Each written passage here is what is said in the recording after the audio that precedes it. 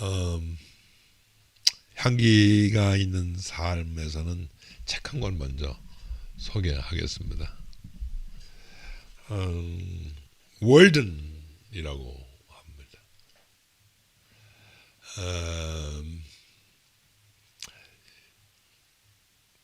아마 관심 있게 보신 분은 꽤 오래전에 번역되어서 나왔기 때문에 잘 아실 겁니다. 헨리 데이비드 솔로우라고 하는 분이 쓴 책인데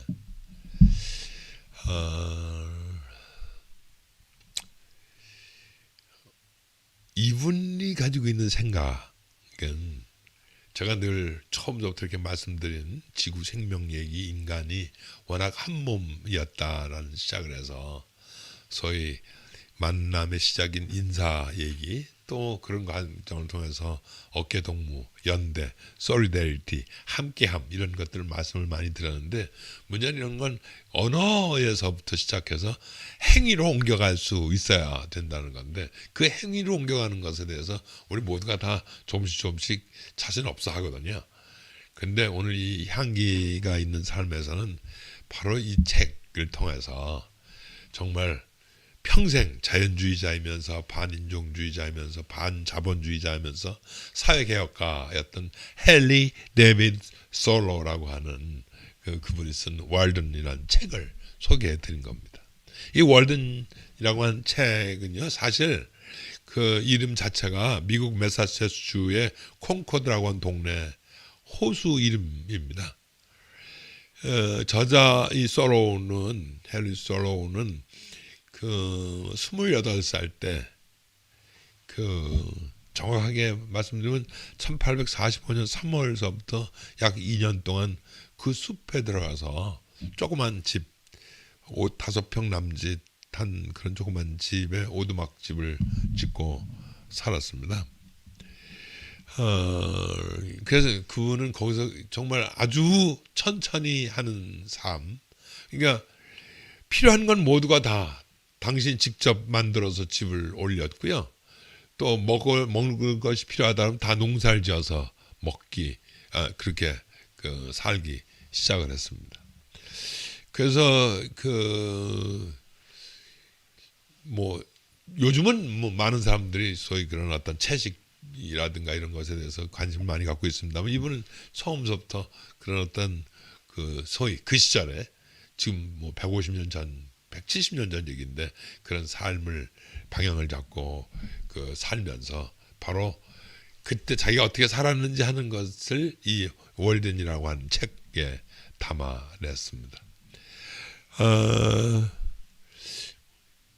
데비드 솔로, 헨리 데비드 솔로, 이 사람은 좀 약간 천재 같은 분위기가 있습니다.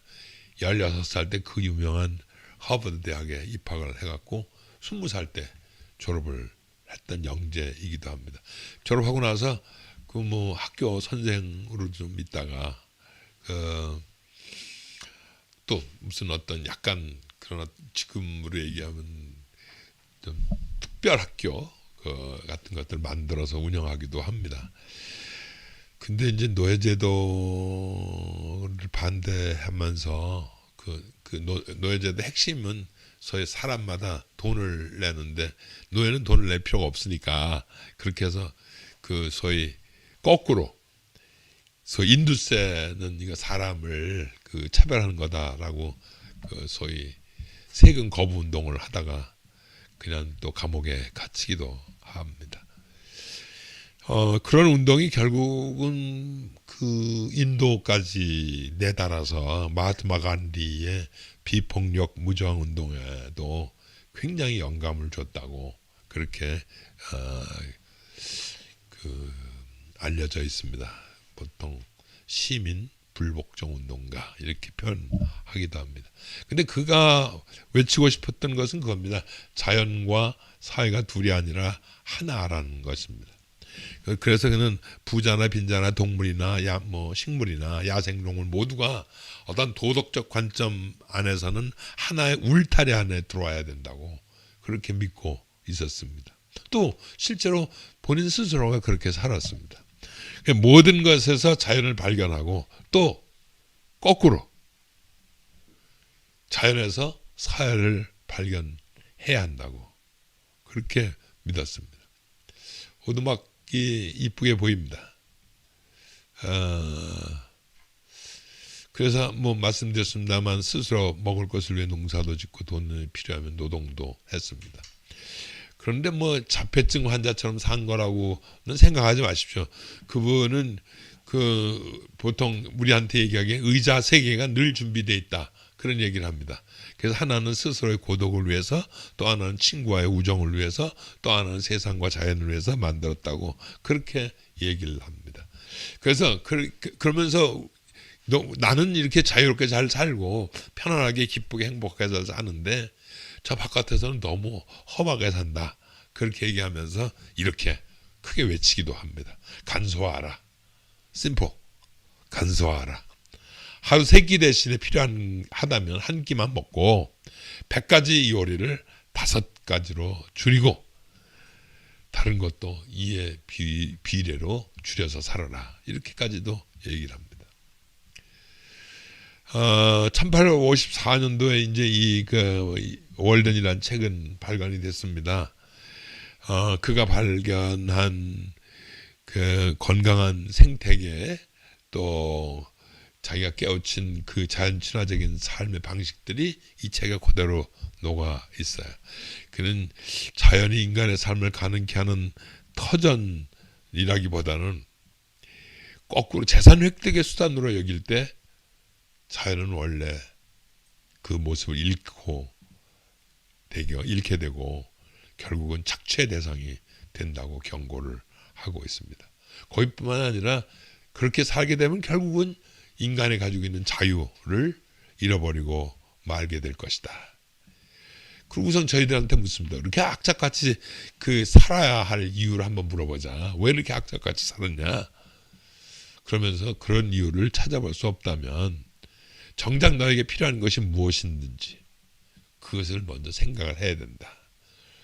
나는 이 월든에서 그것을 찾고 그것을 발견했다. 이렇게 설명을 하죠. 네, 뭐 제가 설명을 여기까지 하면서 그렇다고 해서 제가 여러분 모두가 다 이렇게 오두막 짓고 이 월든 같은 가서 집을 짓고 살아라 하는 얘기는 할 수가 없습니다. 저는 그렇게 생각하지 않습니다. 돌아가신 법정 스님께서 이 월든을 찾아갔습니다. 직접. 근데 제가 보기엔 잘못하신 것 같으세요. 이미 법정 스님은 월든에서 이미 사시고 계셨거든요. 예? 소로백에서는 이 월든, 그 숲이 곧 자신이었습니다. 자신이 곧 월든이었습니다. 이미 자연 친화라기보다는 동화되어 있는 상태에서 그 둘이 아니라 하나인 상태에서 살았다고 봐도 틀림이 없습니다. 여러분, 우리의 삶이 그렇게 친화적으로 살아야 된다는 것이에요. 모든 것들과 같이 더불어서. 그런데 문제는 아까 말씀드린 것처럼 여러분들의 월든을 찾아야지 데비드 솔로가 가졌던 월든을 여러분들한테 물려드리고 싶은 생각은 추호도 없습니다. 여러분들이 생각하는 월든, 그것을 여러분들 빨리 소유하시게 되기를 바랍니다.